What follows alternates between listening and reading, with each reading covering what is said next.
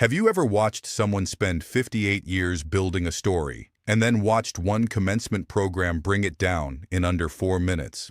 By 1 a.m., the clip was at 41 million views. By the time Kimmel's production staff arrived at the studio the following morning, the University of Pennsylvania's own communications office had issued a statement confirming what the 1968 Wharton commencement program had always shown. 56 names on the dean's list, no honors designations, and 366 graduates in the class. Trump's name appearing nowhere in the top 15%. 3 networks had reproduced the commencement program page side by side with Trump's recorded claims. No commentary, no anchor narration, just the claim in one column and the page in the other. The comparison was its own argument, and it required nothing further. It had all started 43 minutes earlier when Kimmel placed a bound document on the desk between them and opened it to a page that 58 years of profile writers had never once checked. Kimmel's finger was on the dean's list. The studio had been holding its breath for so long that the sound of the page turning carried to the back row without effort. 7:52 p.m. Studio H, Hollywood. The technical crew at Jimmy Kimmel Live runs the same pre-show protocol every night. That night it ran with one difference. At 7:14 p.m., a sealed package arrived by courier at the production coordinator's station. Contents: one bound 1968 University of Pennsylvania commencement program, sourced from the Penn archives. Authentication stamp from the university's records office on the inner cover. Chain of custody sticker along the left edge. The coordinator signed for it. She did not open it. She placed it on the prop table beside the desk. Jimmy Kimmel arrived at the desk at 7:41.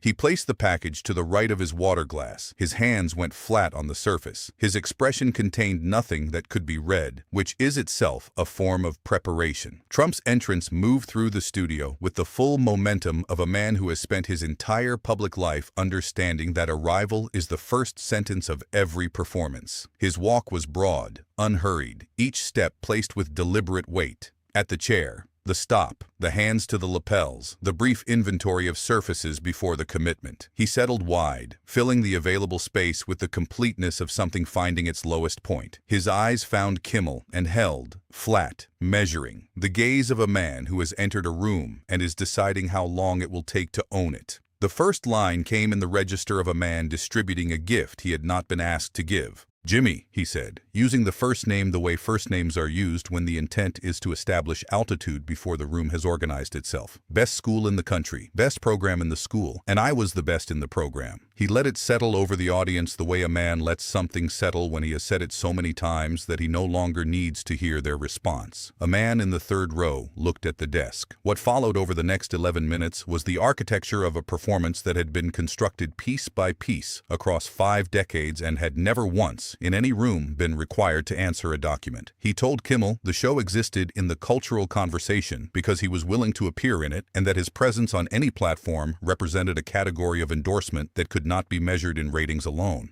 He moved to the personal attack in the register he has developed for it. Gentle, which makes it worse. A comedian, he said, whose cultural authority had always been borrowed from the altitude of his targets, which made his presence at the desk not a choice, but a tribute. The Wharton claim arrived with the unhurried certainty of something that has been said so many times. The saying has become the belief. First in his class, professors who had sought him out, the smartest person at the smartest school in the country, a record that anyone was welcome to examine because the record was what the record was. "Top," he said, "not close to the top, top." A woman in the second row folded her hands in her lap. "You keep talking about power," Kimmel said, "but power doesn't usually need this much defending." He reached for the package. He did not rush. He removed the commencement program and placed it on the desk with the flat precision of a man for whom the ceremony of placement would be a distraction from what the object already was.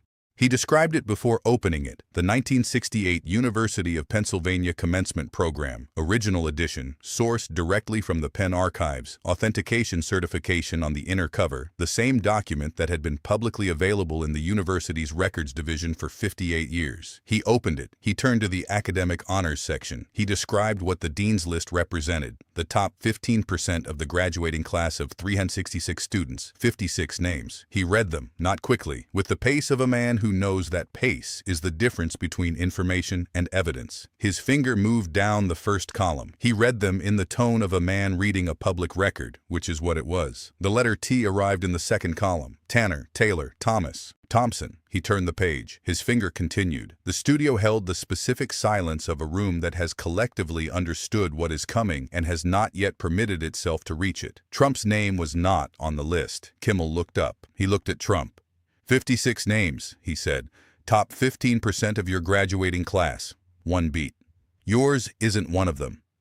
The studio erupted. Not in the way studios erupt when a comedian lands a joke, but in the way rooms erupt when something true has been said in a place where it has long been overdue. Trump's jaw shifted before his voice did. He said the dean's list was one instrument among many for measuring academic achievement, that the most consequential forms of intellectual performance did not show up in printed commencement programs, that the professors who had sought him out had done so through personal channels, that did not produce documentation of the kind Kimmel was waving around, as if a list was the same thing as a record. His voice had the velocity of language deployed as a barrier. Kimmel waited. He let the velocity run. Then he reached under the desk. The second document, a reproduction of the 1984 New York Times article, the specific article in which multiple Wharton class of 1968 graduates had stated on the record that Trump had not stood out academically among his peers. Kimmel placed it beside the commencement program. He did not read from it. He placed it and let it sit. Then the third document, the formal statement from Wharton admissions officer James Nolan on institutional letterhead, directly contradicting Trump's account of his academic standing. Kimmel placed it beside the second. 3 documents on the desk, 3 institutional sources, 3 dates spanning 4 decades of the same record. Trump's left hand came off the armrest. His fingers moved against his palm in the slow, involuntary closing motion of someone whose processing time has exceeded its normal rate. A man near the center of the studio pressed both hands flat against his knees. The screen behind them changed. A timeline, the archaeology of the claim, assembled from public sources. Every documented instance of Trump stating he had graduated at the top of his class, from 1976 to the present. Each entry dated, each source cited, each one placed beside a single notation sourced from the commencement program. Not on list, not on list, not on list. 58 years of the claim.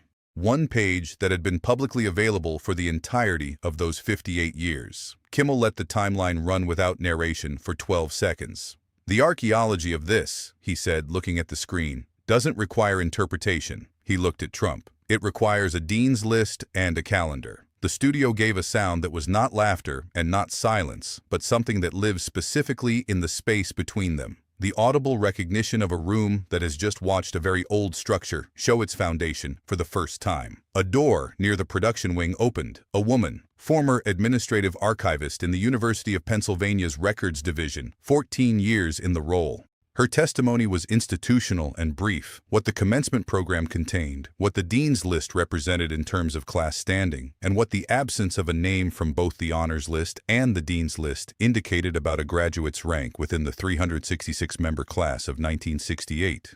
She spoke in the unhurried, precise language of someone whose professional life has been organized around the principle that records mean what they contain, and that their meaning does not change based on who is in the room. Trump called her a minor institutional employee operating as a prop for a politically motivated operation. She absorbed the characterization without visible change. "I'm not betraying the family," she said, looking at the commencement program rather than at Trump. "I'm betraying a lie." The second witness came through the same door 70 seconds later, a man who had been a member of the Wharton class of 1968, a classmate. He had known Trump in the way classmates know each other, by proximity, by reputation, by the specific texture of a person's presence in an academic environment over 2 years. He had no NDA, no institutional obligation, no professional liability. He had only a memory and a commencement program that matched the one on the desk. His voice held before the first sentence, a gathering, the jaw settling, the specific preparation of someone who has been deciding to say something for a long time, and has finally arrived at the place where the decision has run out of reasons to wait. He described the academic culture of the program. He described where Trump had stood within it. He named the first time he had heard the claim that Trump had been first in the class, not the most recent time, the first time. And he described the specific quality of the room where he heard it, which was the silence of people who knew the commencement program and had not yet decided whether to say so. When Trump rose and said, "You have no documentation, you have a memory and an agenda," the man looked at him with the steadiness of a decision that has already been made and has nothing left to lose. "That belief," he said, "cost me more than any lawsuit ever could have." Staying quiet about something you watched grow in the telling costs more than people understand. The audience did not roar the way a punchline makes a studio roar. What happened was slower and more permanent. A woman in the left section brought her hands together once. Deliberate, unhurried, the sound of recognition rather than reaction, specific in the studio's silence. A second person joined from across the room. A third from a different section, as if the response was arriving at multiple points simultaneously rather than spreading from one. The studio filled in the slow, real, convergent wave of hands coming together because sitting still had become the wrong answer. Trump's breathing was audible, elevated, visible in the chest, the pace running faster than his posture was managing to conceal. His hands had found the desk edge and were gripping it with a firmness that left the knuckles pale. His eyes moved through the room without settling. To the documents, to the screen, to the witnesses, to the cameras, to the dark behind them. His voice worked through the sequence. Fabricated, selective, politically motivated, attorneys engaged, worse survived, real record exists, room will understand. The jaw clenched in the specific way of something being held in place because the alternatives are worse. A thin line of perspiration at the hairline, unattended. The fourth document arrived on the desk. A probability analysis, the statistical likelihood, calculated from the commencement program's published honors threshold, that a student absent from the dean's list and all honors designations in a class of 366 could accurately be described as having graduated first. The probability was expressed as a fraction. Kimmel read it. He placed the document beside the others. 4 documents, in a line. He looked at Trump. "If everything I've shown tonight is a lie," he said, his voice at its quietest point in the broadcast, "then show the truth."